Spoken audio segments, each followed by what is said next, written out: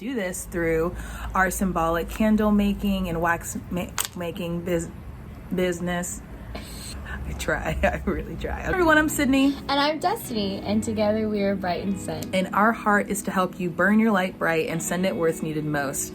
We do this through our symbolic candle and wax melt business, as well as on here on YouTube making faith, business, and life content for you all. Yeah, so today's video, we just want to... Before we get started, you like, yes, subscribe, yes, hit that notification bell, and hit that notification bell. Follow us if you're not following us already on Bright Instagram and Facebook. Yes. Our tag will appear somewhere on the screen. You do maybe, or it'll be in the description. It'll be in the description. Today's video, as you see in the title, is about walking in your unconventional calling. That looks like for you, it's gonna look different from me, it's gonna look different from her, and it's okay because we all have different things that God has called us to. And yeah, so that's what this video is gonna be about. We're just gonna sit down and tell you guys about our experiences with just gaining confidence in what we feel passionate about, and that transition, the middle space, and yeah, and hopefully it encourages you to do the same for whatever you feel. If it's not the typical American dream, you know, timeline or picture or whatever. So outside of starting a business with my friend, which is a whole thing that people say don't do, yeah, which we'll have a video for that too. Yeah. But I started a business with my friend, and but we don't get paid from this. Hopefully one day. We're in the early stages, so we are walking by make faith. No money. I've gone through a lot of different things, but most recently I transitioned into pursuing being a volleyball referee full time. That's really hard to do in America because women's sports is not something that we put a lot of money into. I want to work in the Olympics. That's a goal too. So, but yeah, so I do that. I did not finish college. I actually, high school a little bit. End of high school, I did really well in school, but I did not like school. Inside, I was like feeling it. I was kind of suffocating. Like, this is just too much. I don't like this. I love working. My first job I got when I was 14. My mom got me a job working in the back of her job, and I just loved it. After that, I had a job all the time, and I started refereeing my junior year of high school. So I started doing that while I was in school, and I just developed a passion for it, and I loved it, and I decided then that I wanted to go to the Olympics. So being that type of person in high school, everyone's asking you, what college are you going to do? What college are you going to? All the time. And so I just thought that was the only path. Not because my parents told me that was the only path. My parents just assumed that that's what I wanted because I'd never said otherwise. And we just didn't really have that conversation. Yeah, just because, you know, society and stuff. So anyway, applied to college, got into every school I applied to, but I only toured one. I toured the one that I ended up going to. And I'm actually really grateful I went there, because it was everything I wanted in a school, but I still didn't like it. And I think that was the thing that helped me realize that I wasn't supposed to be there. Because I picked a school that checked every single box, but I still just hated it. And it was because I didn't want to go to college at the time. Did a semester and I left. And at the same time that I left, I decided I was going to get married. Right? Talk about unconventional. Unconventional. So I got married at 19. And a lot of people thought I was pregnant. 4 years later, I still have no children. Just saying. I have 2 dogs, but no kids, no babies. And anyway, I got engaged 2 months after I graduated high school. But did not plan on getting married for a while. I didn't want to get married. My husband wanted to get married like that day, but I didn't want to get married yet.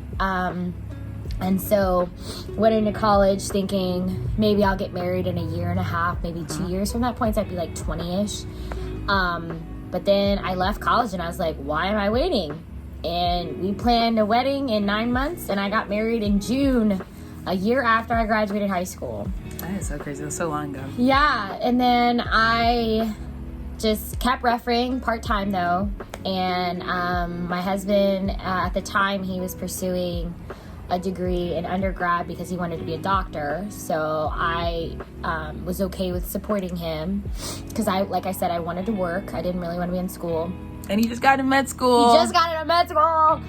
So we're actually transitioning to that season. But essentially, I got married right after high school, and I got a job as an athletic director of the high school we graduated from. Isn't that wild? A year after I graduated with no qualification. I met with she was like a mom to me while I was in school, and I met with her for lunch, and she was like, you should apply for this. And I'm like, I'm not qualified and the application's closed. You should apply for this, Destiny. We don't have anyone who's applied yet. You should apply for this. I think you'd be great. And I'm like, I don't want this job. I don't want to work here. I'm done with high school. I don't want to be here. And I remember I went up to the headmaster, who would have been my boss, and mind you, I just graduated, so he knows me as a student.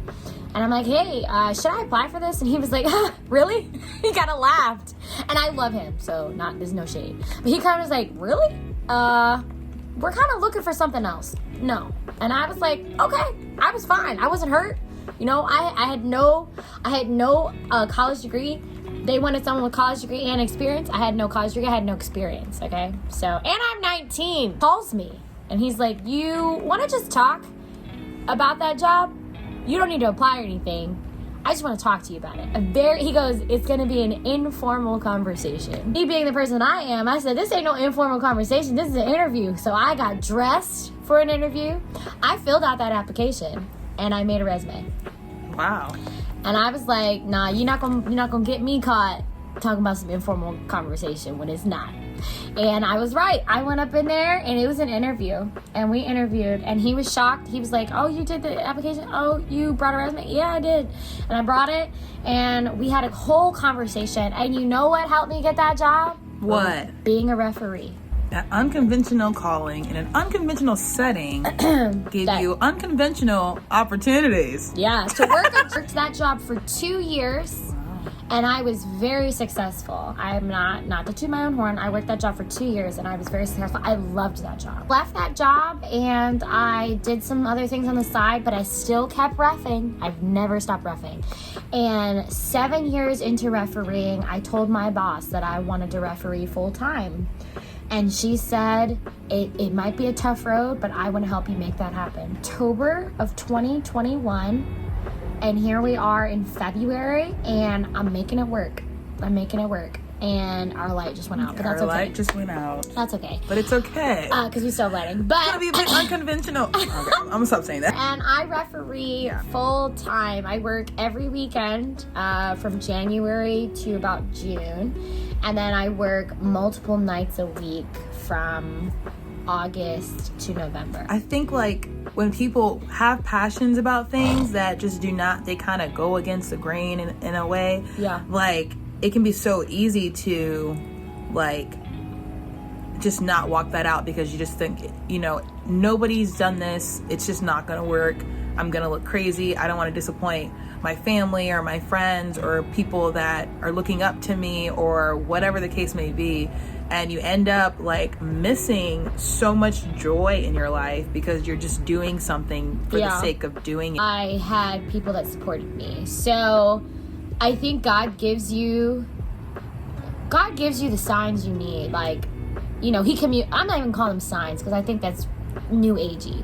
God communicates with you. Mm-hmm. And he communicates with you through people, through things, through experiences, through the word, through just things you see, anything. And I think the thing that helped me was, one, I had a mental breakdown before I left for college with her. But college was great for her. I think she was just feeding off the energy I was giving her. You know, she's trying to be empathetic and supportive at the time. But it was good. It was a good experience for me for sure. But yeah. But she was supposed to go to college 1,000%. I was not. It was so bad. And my mom actually came in the room and like we were both like hyperventilating, and she was like, "I need to calm down." And basically she was just like, if it doesn't work out, it's okay. She says that to this day. Still, I mean, my 2 pieces of my parents' advice is like, the best piece of advice is my dad is like, you are never stuck. My dad tells me that all the time. And I kind of took it and ran. My husband was so supportive. And you know, he is going to be in school for better part for of the all rest his of life. his life. But I don't value school. I value school. It's just, it's not for everyone. And it was hard, a little bit hard, to come back and see people looking at me like, am I pregnant? You know, see people when I was getting married and see people say things like, wow. I remember I dropped out, I left school, and a girl actually, she told a bunch of her friends, she was like, see, I knew she wasn't going to do anything. Everyone said all this stuff. This is a girl I went to high school with. She was a couple years younger than me, and she made, I'm not going to say names, but she made a comment. She was like, see, I knew she wasn't going to do anything. And I, you know, that was hard, but I had to realize who's important, who matters, what do they think? Yeah. What do I think? What does God think? And after I said all of that, Yeah. it didn't matter. It's like making sure that your identity is locked in with Jesus and Jesus only. Like, be at a point where you can receive love from people, you can receive advice and all that stuff, but your source is like Jesus, and people are resources that Jesus uses to get through to you if you need something that maybe you're just not receiving from him. But your source should always be Jesus. So it's just like, I think once you find your identity and who you are, and the fact that you are a daughter of the King, and you think of princesses and princes and all that stuff, they can fulfill any dream they want to, really, because they're a child of the King.